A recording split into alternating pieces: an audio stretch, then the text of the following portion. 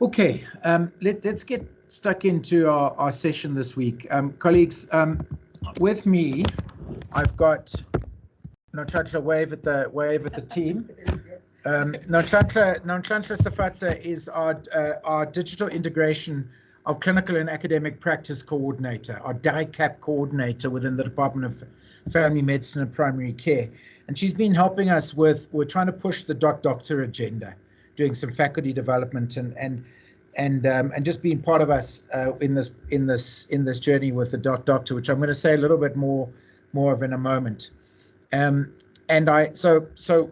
we're going to engage together around this in this particular session. But I also want to acknowledge some of our interns on the call, and we specifically brought them into this conversation, and that is specifically Darren Naidu and the programming interns who are involved in the development on behalf of the department a clinical placement app that isn't so much dealing with the academic side in terms of workplace-based assessments and attendance in the clinical space, but rather the logistics of placement and the administration around that, which is quite distinct, the two, but we're looking at ways in which we might build on both. And Darren, I welcome you to the call as well, and I'm going to pull you into the conversation a little bit to reflect on your experience of developing the app on our behalf and with you and your team. There is a specific engagement with the School of Computer Science as well that we have, I beg your pardon, a specific partnership that, and they're quite frankly far better minds than myself and many others on this call around the matter of programming and developing of apps and the like in that technology space. And they're also helping us a little bit, well, have been helping us considerably, not just a little bit. Darren was with a student there last year, and now he's an intern with us this year. And we'll be bringing that. We'll hope to have a bit more of a conversation with you as well, Darren, and team as well going forward today and in the next professional learning series next week. But let me just kick off with where we are at with just taking forward from our discussion last week. And I shared with colleagues last week on the call let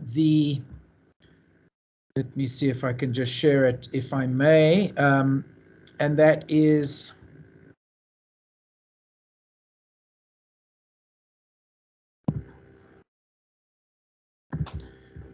the following.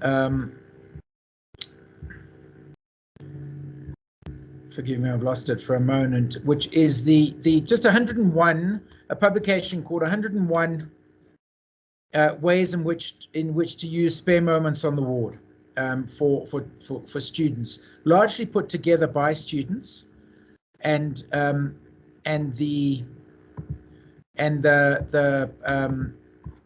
largely put together by students for students to be able to make best use of time on the ward, and there were a couple of creative ways in which the book was suggesting, or the students were suggesting in the book, that students might be able to engage.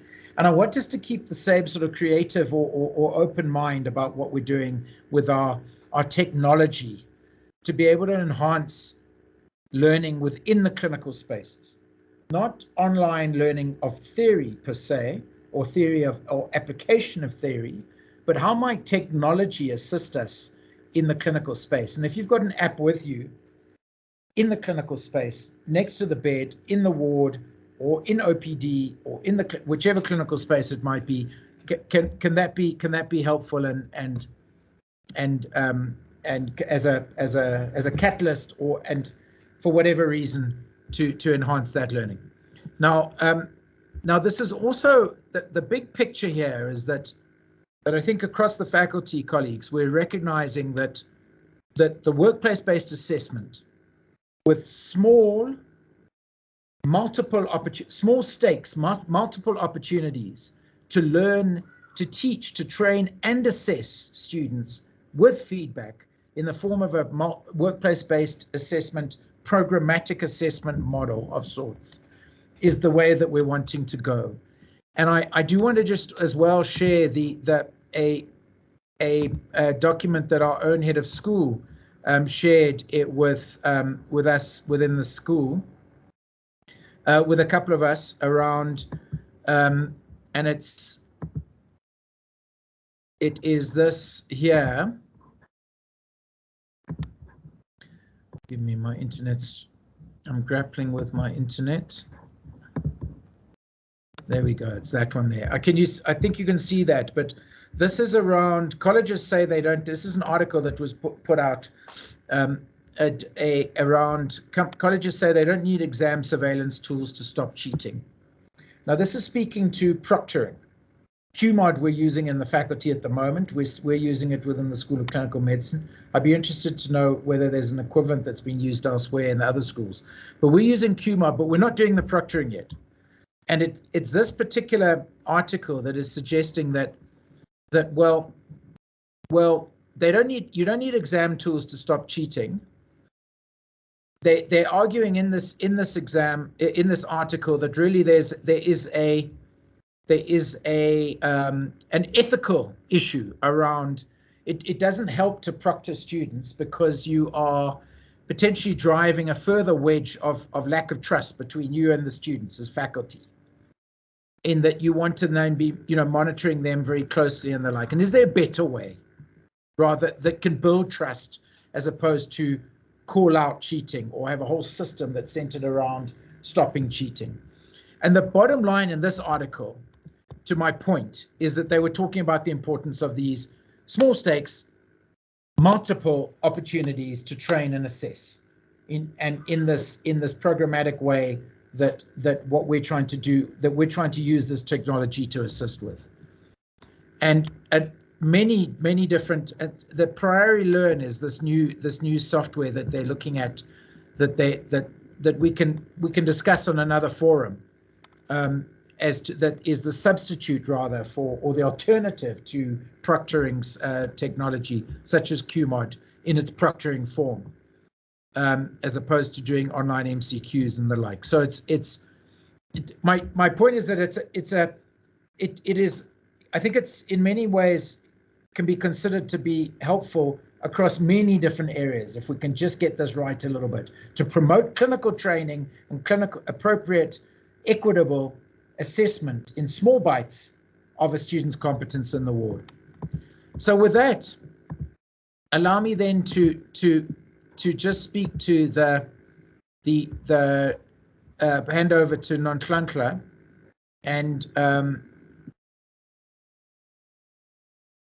and she will just help us with she will help us take us through this particular presentation. And we're going to be talking to a couple of things. One is DotDr, and the other is the Commcare, which is what we've been doing in clinical associates in the DFMPC as well. And we'll just go through this a little bit and just the facts of it, and then we can get into some discussion with colleagues, including our program interns. So do you want to take us away there, Nonhlanhla? Thank you.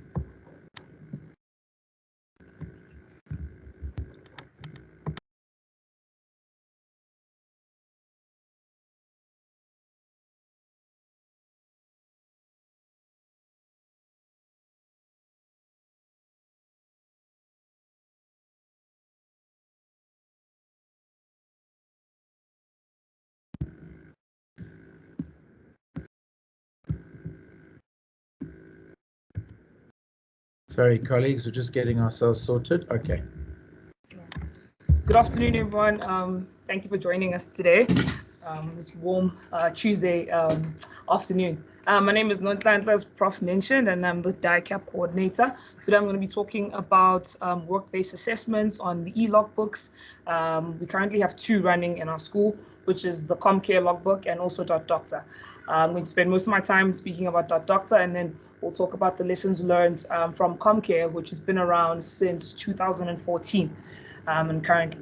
So today I'm going to unpack what the app does, DotDr, which is basically it takes a student's attendance and also tracks their GPS so we can spot specifically where they are. And then we're also going to see how it signs off on skills and procedures. So same way how the paper logbook, a student would clock a patient and then have the clinician sign off at the end. So now we could be able to do this on the device. And then I'm going to spend some time talking about the work-based assessments. And then we'll look at how to pull reports from DotDr and Commcare and how much value those reports add versus our paper-based logbooks currently. All right. So I'm just going to go through step by step quickly how these logbooks work. So simply the gist of it is the student is on the field. They have a mobile device. They enter their patients, clinical skills, procedures, and have their work-based assessments done on their device. Then all that information gets sent to the server where then I'm able to pick up all the information that was added on the ground. So it's just a simple process like that, easier sending a text. And at the end of the day, I get a really, really nice spreadsheet of all these assessments, all these hours. So basically the draw performance of the student. So let's get into it. So starting off with DotDr, we're looking at the clinician's view on this screen right now. All right, on this slide. So I've got 3 screens, and when it comes to DotDr, we try to make it as simple as possible for the clinician. So something that at least you can spend about 10 seconds max per student to actually get the information across. Because you do understand that clinicians on the ground are very busy, and they get frustrated if you're trying to add tasks and steal the little time that they have to be with their patients and students to actually give to teach. So what we're looking at here on screen number 1, starting from the left, is just the home screen for a clinician. Typical day as a clinician. So it will have the doctor's name on top, and then we have the group scan function. So what group scan is about, again, making the clinician's life easy, is that we simply scan the student's student card. So the link, the app is linked with ICAM.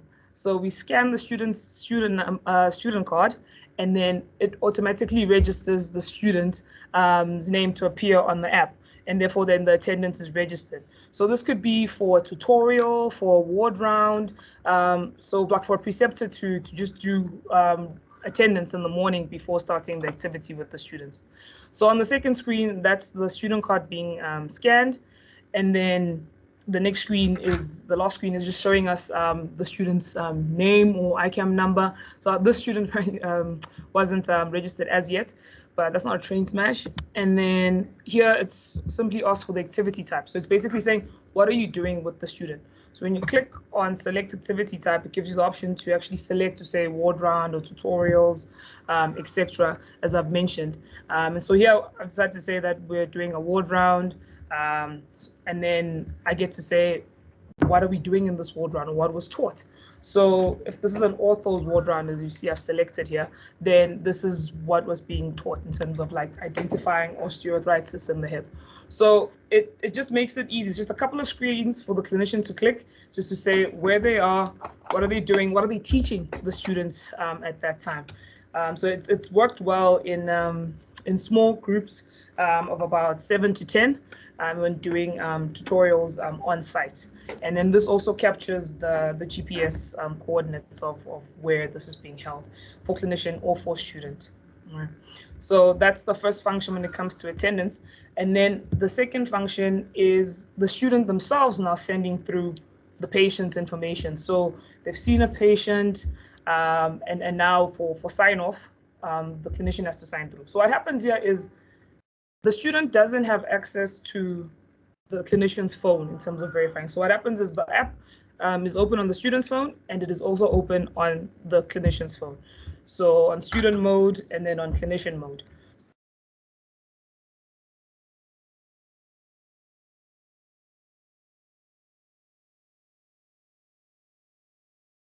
So what happens is the student. Okay, sorry about that. My internet just disappeared on us.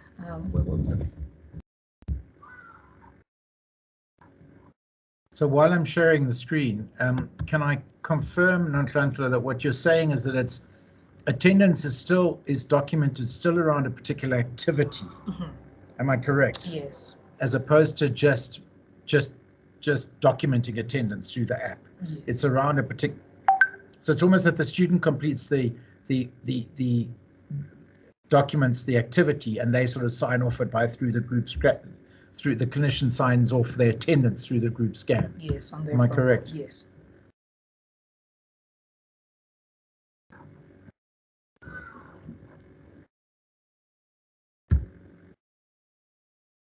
Okay, there we are. Thank you, Prof.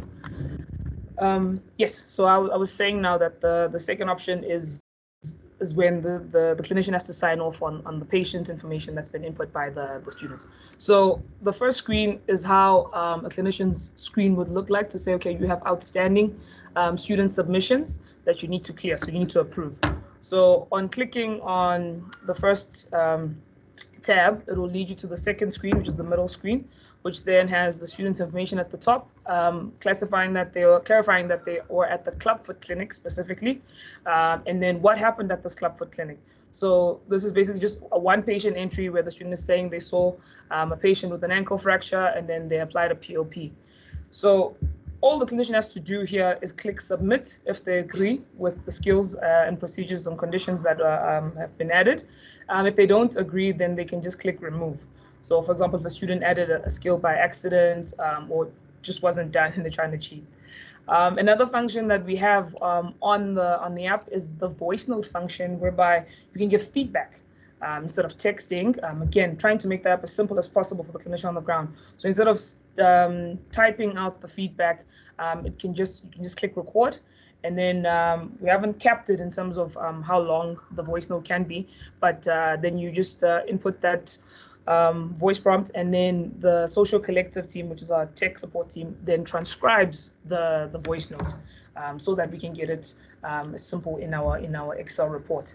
So, and then at the bottom as well with this voice note is a scale where you're able to flag the student. So there's a thumbs down and a thumbs up. So it's basically like a red flag and a green flag. Just so if the student, as a student at the clinician on the ground wants the coordinators to be aware of, it might need some help. So we might want to, give that student a thumbs down. And this is a student that's excelling. That again the clinician on the ground might want the coordinators to know about, then there's that option. So that's what that function is about, and then it's done. So 2 screens: the first screen to click on the student, the second screen to click submit, and then the screen at the end just telling you that it's all good. So with after the patient's been added, there's the option that says add an assessment at the bottom of the tick. So of course, work-based assessments are based on students seeing patients. So ideally, you will have the patient's information first and the presenting complaint, and then you want to do an assessment on that. So currently on DotDr, we have the DOPS, SNAPS, and Mini-CX assessments available, and they present in this way, as you see on the middle screen. And then on the last screen as well. So we've clicked on the Mini-CX. So it's a scale function whereby you can just move the scale left to right and give the student a mark. So on the most recent version of the app right now, it has it's more specific in terms of the weighting. So we have 1 to 10 going across and explaining more what each number means, because that's also a problem that is happening all around in terms of teaching, in terms of weighting the Mini-CXs and what is average, what is above average, so, and we're still working around that as educators. But to start this off, in terms of the function, it works. So in terms of the Mini-CX and all the different other work-based assessments that are around, we've been working with lots of departments to try and make specific work-based assessments for them, because not everybody is happy with just the general outlook of just these 3 at the moment, and we look forward to that feedback as well. So what it looks like once you've moved the scales around to try and and mark the student, it looks like this, and then at the end there's a mark, and then that mark gets sent straight to the server. And then once the HODs pull out, or the coordinators pull reports, then we're able to see the weighting of what the student received. Again, with the current version, there are numbers, and we see the weighting. So what this looks like once you pull a report, and in terms of mark-wise for the students, it would look more like this.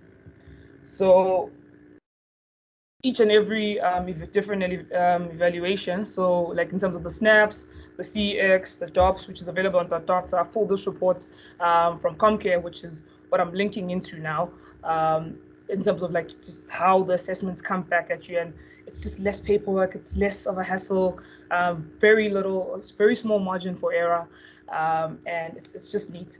So this is what work-based assessments, digital work-based assessments can do for us, and in terms of tracking and evaluating the student, it's helpful in this way. So these are WBAs respectively, and then here we can look at hours and gauge in terms of attendance. So you can see how much time they're spending at the clinical site, after hours being on call as well. That can also be recorded. And so can I clarify there? Are you saying that what we're doing is GPS monitoring as well by this app? Yes. So therefore we can know how long somebody is actually on site versus not. Is that correct? Yes, okay. It is. Yes, many thanks. And then the last function is then to see the different conditions, skills, and patient counts and procedures that the students are exposed to. Again, just massive loads of data that we're able to then sit and analyze instead of running around collecting paper logbooks and so forth. Just before we before we get to some of the challenges, tell us a little bit about how you captured all of the SP requirements, all of the common conditions from the syllabus and the curriculum for each of the different departments. Am I correct? Yes. On DotDr, so that's on a drop-down menu basis. Is that help us understand that a little bit more? So my presentation was based on the clinician side of DotDr, but just a brief of how the student would use it. So on DotDr itself, the student mode, so the student side of things, student gets in, selects that they're attending a ward round, selects the clinician that they're going to be working with, which is what allows us to receive the submissions from the student. And then from then on, they add the list of skills and the conditions that they were exposed to on that specific patient. And then so there's a drop down, what you call department focus. For surgery, we'll have just the specific surgery skills and procedures and conditions. For gynae and so forth. And that, we've worked together with the HODs here at the university and it was a hassle. it was a lot of work to get everyone to agree on it. And finally, we do have a big bank of skills, conditions, and procedures that the students can choose from. So some of the challenges that we've faced and we've been able to overcome are, as mentioned, students, how do they, the first one, main one was, how students receiving feedback on their WBAs. So as you saw, it's just all in well to move the scales around and give a weighting, and for the mini CX or the DOPS. But so the way we've tried to give feedback now is just mainly giving more frequent HOD reports back to the students to see how much they've received. And then, of course, the main one on the ground is to say that we don't have internet, right? So both logbooks, Commcare and DotDr, do have an offline feature so that you can continue working on the ground. And then once you have access to the internet, then it will update and send through all the patient's procedures or the clinician signing off. Students would often forget their student cards at rest or in their cars. So we've added a feature whereby they can just enter their ICAM number instead of scanning the barcode, which is also troublesome with the different phone camera capacities that phones had. Then the last one was, of course, again, the classic one I'm still facing even now with Commcare, forgetting the mobile device at home. So on DotDr, it doesn't matter which device you scan on. You just scan your card, even on your colleague's phone, and then you'll have access to your portfolio. The same way you'd log into any other platform like your Facebooks or Instagrams on another device, and then you still continue where you left off. So I'm just because I mentioned Commcare earlier. So this is just the layout of how Commcare looks, and this is how the work-based assessment. So we're looking at a CX evaluation right now, and very much similar. We had scales. Now we just have multiple choice bubbles that you can choose from with the different ratings, as I explained, that we do have now in DotDr. And then the next screen, then it gives the student a mock. And then you can apply feedback. Again, there's also, as I mentioned, a challenge earlier to say, how do we give the students feedback? So we still have that going on here. And then the evaluator signs off at the end. So that's coming.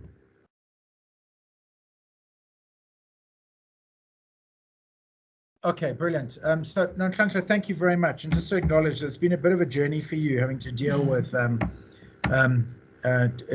difficult faculty clinician members, more so than difficult students, I'm quite sure, to try to get this whole the whole picture, the whole DotDr moving forward, and we'll look to amalgamate or integrate Commcare and DotDr over time. I think will be the way forward.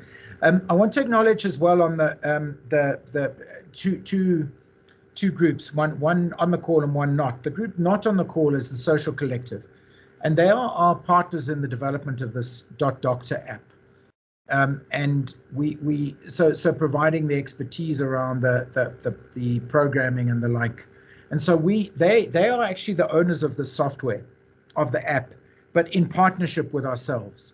And that we have a formal agreement now in place to acknowledge that partnership, because it is through our platform and our health sciences expertise, education expertise, that we are growing the app. The second that I'd like to acknowledge is Gareth Obery on the call, and Gareth is with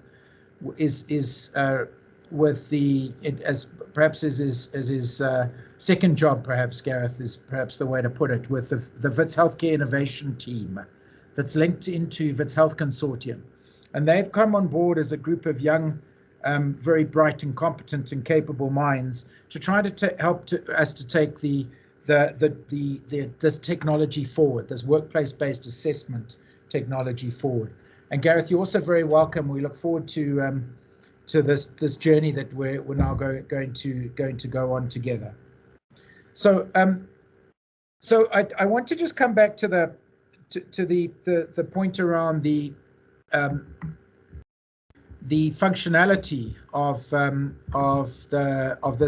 these apps, in that if you have a look at this first slide that Nonhlanhla shared with us, and that is this one here, we said the added functionality. And that added functionality really is, it's quite easy, colleagues, if we see the need for an added functionality to be added on in the form of another component to the app. And reflecting on last week, so for example, I said that, something a student might do is assess the fluid status across 5 different patients in the ward. Looking at a patient and then across a group of patients, which is extremely valuable for comparative purposes, through a particular lens of what is the fluid status. And for example, we could quite easily, programming expertise allowing, and the background expertise, develop a form that could essentially try to capture that as a particular activity, and then reflected on the app. And there may be others from that same 101 list that we could do similar things to. A student diary and reflection on the comments. We also reflection on the experiences we noted as well. We have included the interprofessional. Have we yet included? I think we have. I know we've developed the tool, the interprofessional, the 360-degree interprofessional assessment of a student, and that form and how we can include that as well. So there are potentially many ways in which we can engage around. We can build this technology to assist us within the workplace-based assessment modalities. So I wonder if are there any questions or comments or inputs, and I don't know if anybody outside of the School of Clinical Medicine or indeed the CHSC knows of any other apps or any other ways in which technology is assisting us in the workplace-based space, or in the clinical space, should I say.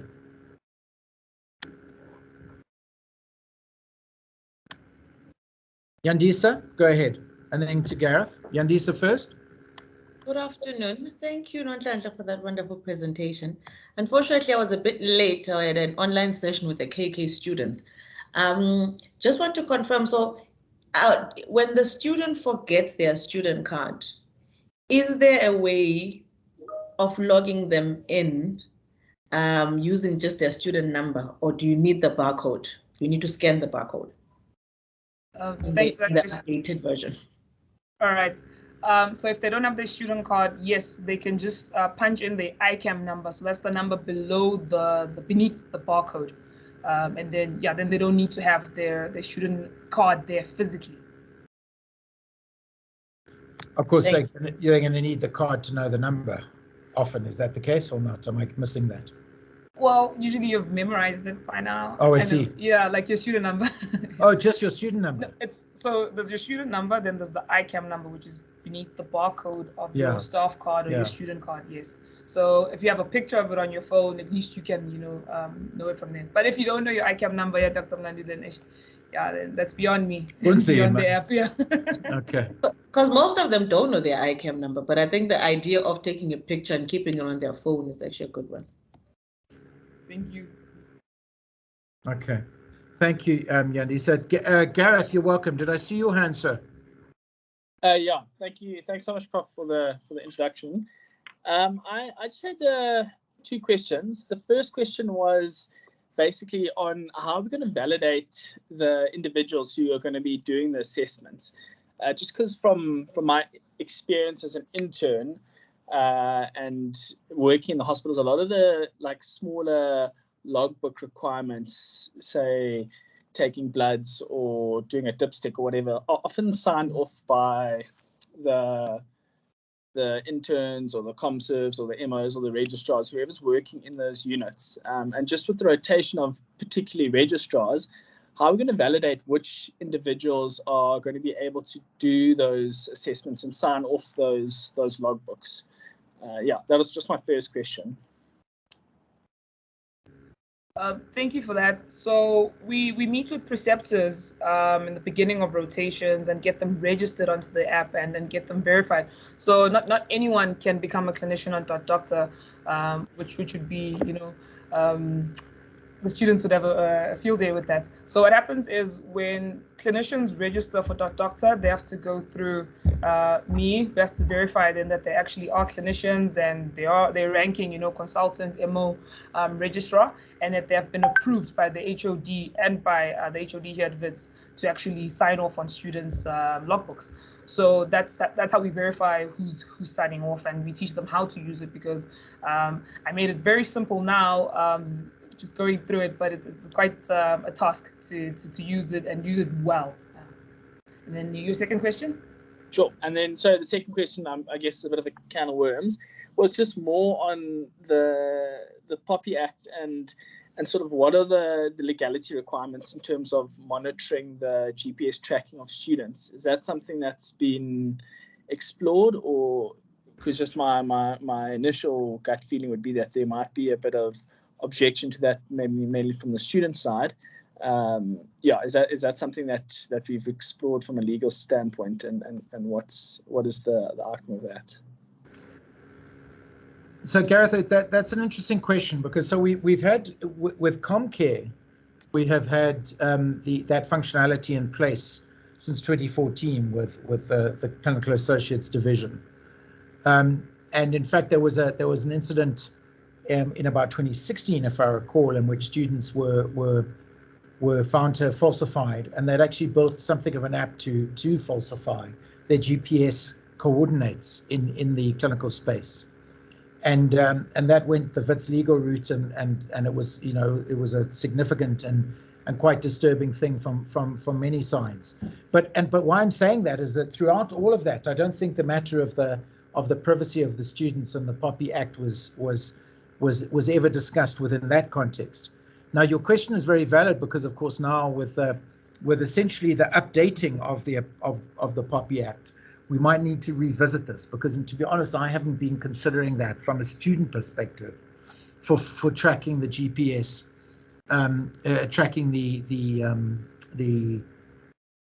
geographical location of students through the GPS in that context. I think you could argue, well, we just need to take that offline and sort of debate it and discuss it as students. Did you want to add? Yes, just to also say that it only works when you are using the app. So like when sending through a form, so when you're sending in a form, or like when you're putting through a submission and entry, that's when we catch it. Throughout the day, then it's not working. The function is not working. So to say, like, if a student is now home at 4 o'clock, I don't know that they're home because they're not submitting anything. So it's very action specific, yes, in that regard. Which so Nonhlanhla's answered that much more appropriately than I have. Gareth, are we covered? But you can help us. Yeah. Thank you so much. That really does clear everything up. I also want to note that so next week we'll be engaging a little bit more around, some of the practical steps that we need to be taking to essentially reinvigorate DotDr again, because we've had some downtime with DotDr through two things. One is the COVID issue or COVID times, and the second is before we needed to delay somewhat before we had agreement with the social collective. And we'll just be looking at practical ways in which we can tackle some of the regrowth of DotDr through on the clinical platform, and the use thereof by students and faculty alike.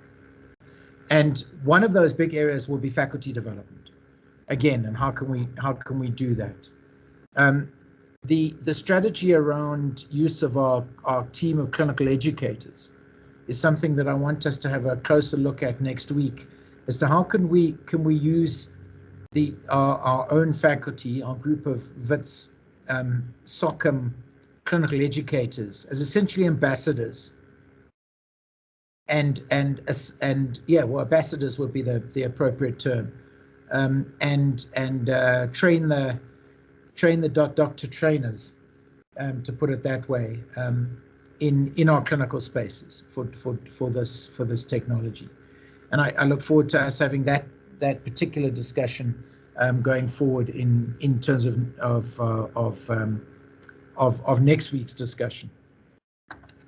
Are there any other hands or inputs further on this particular topic around technology in the clinical spaces? Perhaps to just broaden it outside of DotDr and what might be happening elsewhere, or any further comments. Anastasia, you're welcome. Thanks, Prof.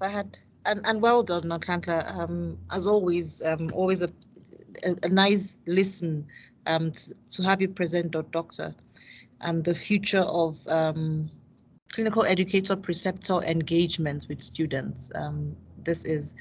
Would you just clarify, and I guess you may have spoken to this already, how will the student or a clinician or a preceptor engage when they are offline, and so there's no data or there's no Wi-Fi? What happens? Is there a catch-up once they get into a Wi-Fi covered area, or once they have data? We just want to clarify. And then how much of data would a typical engagement consume? Thank you. Thank you, Dr. A. So on the first question of offline mode, so as I explained, that the student has a student app on their device, and the clinician also has their clinician mode open on their device.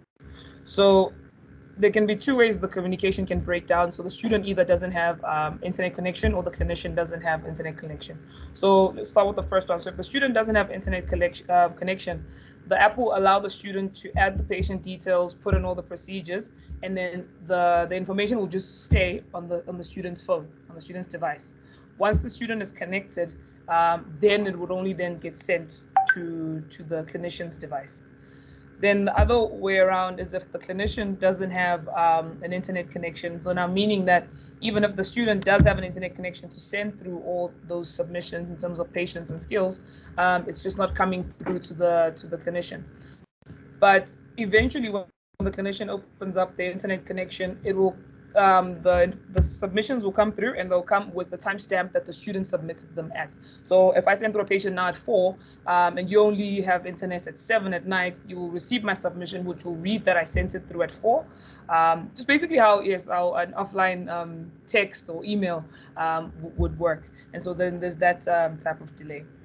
And then to your second question, to say how much data is needed to run DotDr or Commcare, we did it in an annual capacity for DotDr to say you'd use about close to 10 Rand worth of data in a year when it comes to, because it's very, very small. We use kilobytes of data.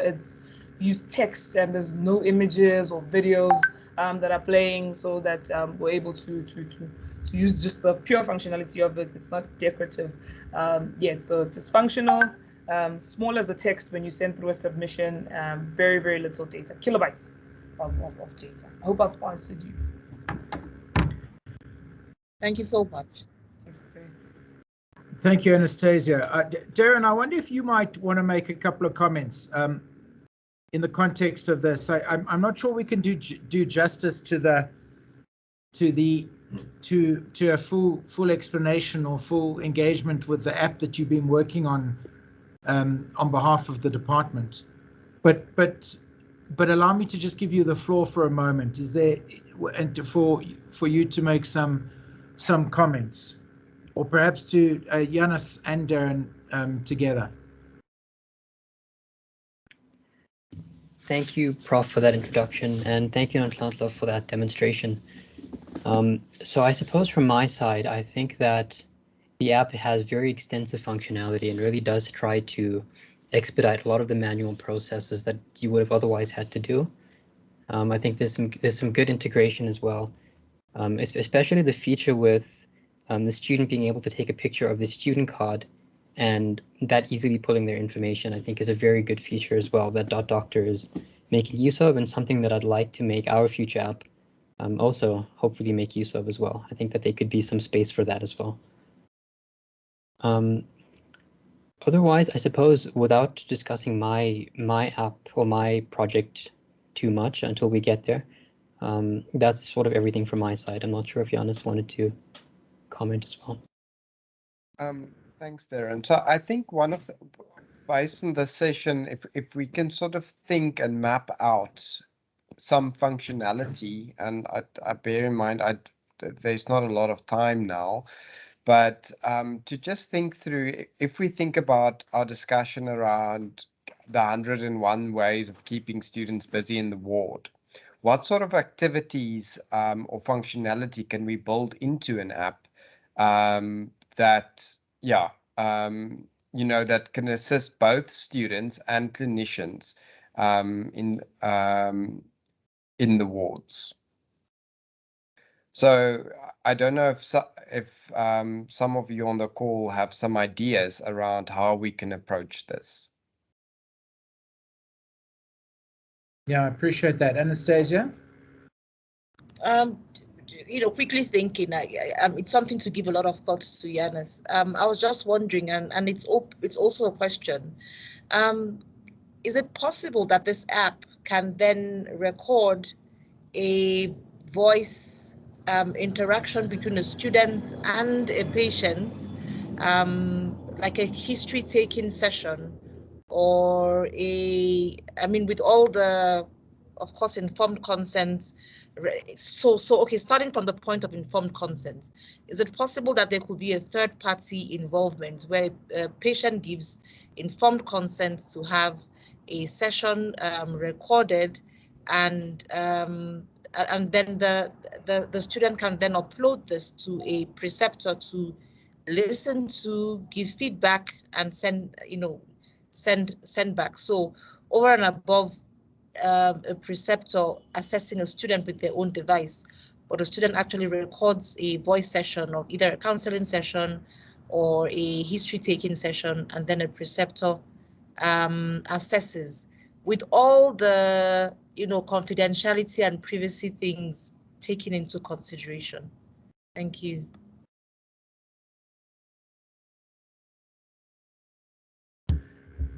Yeah, thanks, Anastasia.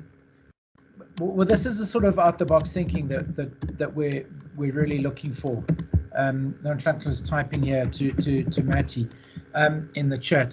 It's exactly that we need to look at, and rather be thinking, can we of need at this stage, as opposed to necessarily how we do it. Because that would be something. I mean, I'm mindful of the challenges of data. And just the size of files and things and storage, etc., but building the functionality, not necessarily in DotDr, but it might well work. Would role plays as well, recording of role plays between students. So therefore, it's a little easier in terms of the consent and the privacy issues. Would we be able to capture that more appropriately within an app? Yanis, we've spoken about this before a little bit, I think. In terms, there was another platform that we discussed. What was that? I forget, that where we could more easily potentially upload. Was it Padlet? No, perhaps I'm thinking of something else. Where we could upload videos and the like from the student patient and the student interaction. So, yeah, we must just keep thinking out the box and seeing it as to how we can do it. So I can't remember that specific discussion, but I mean, we do make use of Padlet for students to upload videos. Yeah, well, it was in the context of clinical skills, where they could upload a video about what they are doing, and then they could get peer feedback, and the video is also available to the rest of the class. To sort of look at the skill and peer review. Yeah, thank you, Matthew. Just on the matter of cost, I'd like to next week, in terms of when we speak to the practicalities and how we can implement what to do and what we need to overcome, I'll give a breakdown of the specific costs of both DotDr and Commcare for the team. It's important that we're transparent about these issues as well. We try to use 251 redirected fees. In fact, that's what we're doing with DotDr currently, to be able to fund it appropriately. But there's also a commercialization aspect that we're needing to also have some thought about, that we're moving ahead with as well, for the benefit of the faculty. But Commcare, for paying a license fee every year, there is an expense to that as well. But we'll certainly look to unpack that next week in terms of some of these practical issues. Can I then just, is there anything else that colleagues would think that we might be able to capture? Because in a technology or in a tech function and a tech capacity, because I'm kind of also thinking that if we have a number of items, and I'm looking at Nonhlanhla now, if there are a number of issues, a number of ways in which the functionality can be used. Not necessarily obligatory for all students, but then some pick up on this and some pick up on that, and we just get a culture growing of use of an app to promote workplace-based training and assessment. Back to you, Gareth. Thanks, Prof.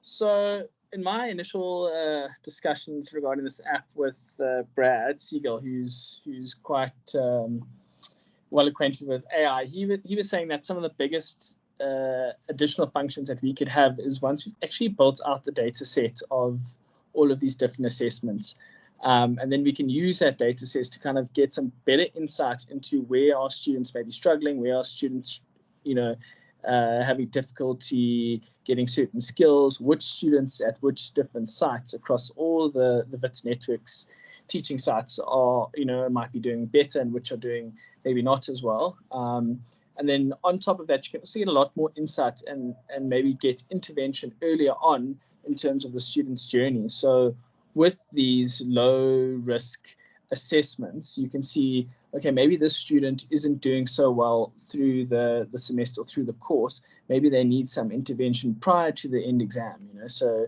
that we can offer better support to the students. And in my discussions with him about that wouldn't be too difficult to build out once we have the data sets from that. So that would give us a lot more insight into understanding what is the students' journeys and where are they struggling and where are they actually getting some really, really positive teaching, So that's something also we could, I think about implementing at a later stage once we've got it up and running and we have the data on hand.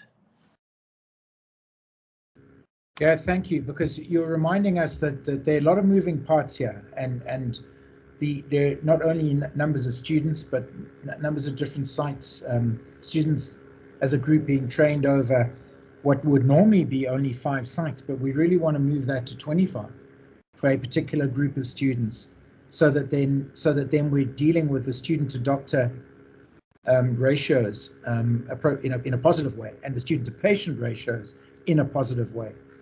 And then we can address, we'll highlight gaps between West Rand burden of disease or clinical exposure for students, rather, is the better way to put it, versus Ekurhuleni versus Dr. Kenneth Kaunda, et cetera, in terms of the academic health complexes. So your point is well made. What we targeted to do an exercise next week is for colleagues on the call to write down, and you can give some thought to this if you may, specific indicators. What would you like such an app to measure for you as a course coordinator? What would those indicators be? In other words, the number of or the percentage of or the type of in terms of a formal indicator. To Darren, go ahead.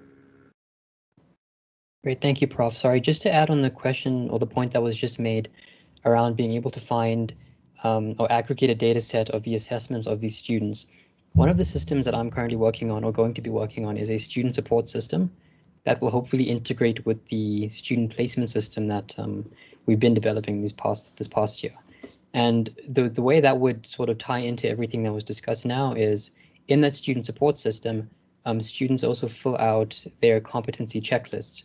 And towards the end of each session, part of what we're building onto the system is being able to view the students' responses to these competency checklists in a very summarized way. So you can just see at a glance where the students are struggling. And just to make that point, I think that might help as well with being able to identify areas of needs for students. Thank you very much. Yanis, just give in a sentence, give the background for colleagues around our current, the current link with the School of Computer Science and those what we're doing there, if you wouldn't mind, so that colleagues are familiar with what our good colleague is referring to. Okay, sure, Prof. Okay, so last year I approached computer science to give students a project around developing a clinical placement app, so that we can track where students are being placed at which sites and so forth. And so Darren and team did really good work on that. So we appointed Darren as a full-time intern with 2 additional people to finish off that app. But we also still have the same partnership with computer science. And this year we registered 4 projects, and all 4 were selected by students to develop that further. So there is, so it's 4 projects times 7 programmers, I think, is the total. So it's over. Yeah, I'm sorry, my math now, I can't think of but it's a lot of programmers that would be assisting us to develop the different components of the app. So one of the things that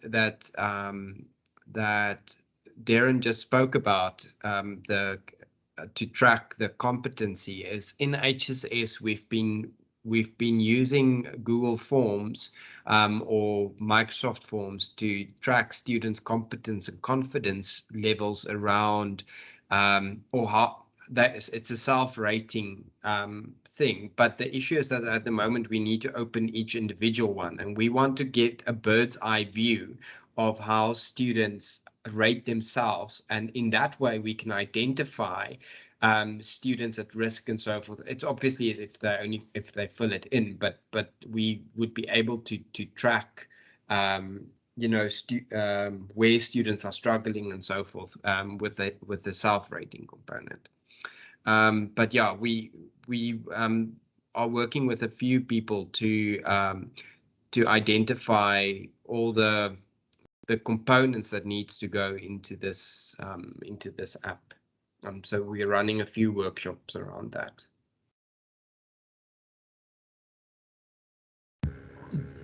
Thank you, and I'm just mindful that we want to perhaps just extend so there's actually a meeting tomorrow that's the around the clinical matrix app, or the clinical student placement app, which deals with the logistics and logistics of placement of students from different programs at one site, or multiple students at multiple sites, etc.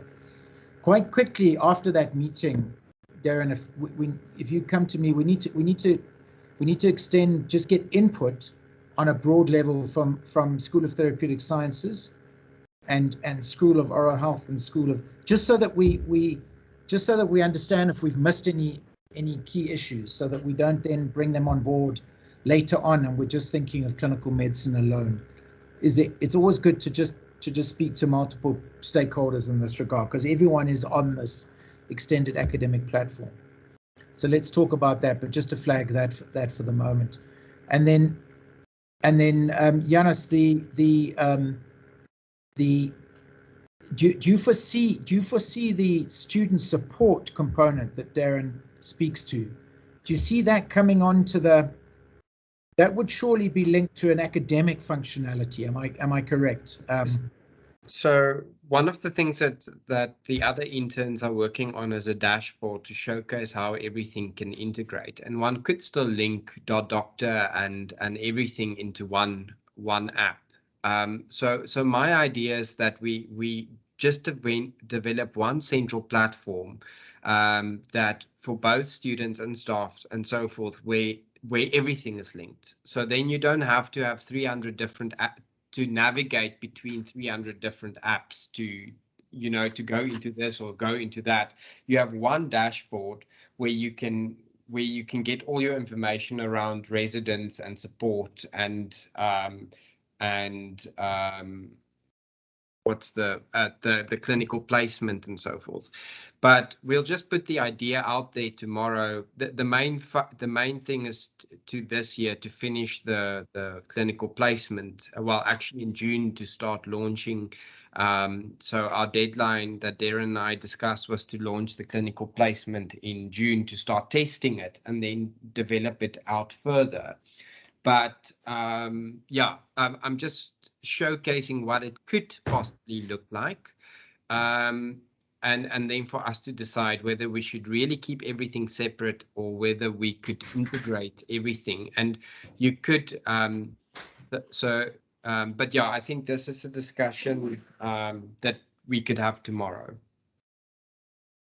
Yeah, agreed. I mean, I think colleagues, I mean, this is because of me. I mean, I've been wanting to put them in neat boxes, as in logistics on one side and placement and that sort of admin related operational issues versus academic matters. But I need to be interrogated properly on that. And I'm not, the idea of a single platform is also very attractive.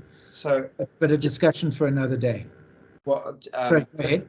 Just the last thing on that is, I think the logistics is part of the student experience. So if we think about, well, if we take it from a learning excellence perspective, that logistics is part of that, the student experience and so forth. So for that reason, I think there is merit in integrating everything. But as you mentioned, we can interrogate that concept later. Yeah, but that's well argued. Yeah. Okay. Anyway, we'll a discussion for another time, colleagues. It's 17:01. Let's call it there. My thanks again for your participation today. You'll forgive us if it hasn't been the most structured, but I think it has been again useful and engaging to talk through some of these issues. And thanks to Darren and the team of interns for the good work that you guys are doing on behalf of ourselves, but also the CHSC, Yumi, and others. To Gareth, and we're looking forward to our journey together going forward with your team, and to everyone from both this school and our own school and elsewhere. Thank you very much for your engagement. Looking forward to seeing you all next week, colleagues.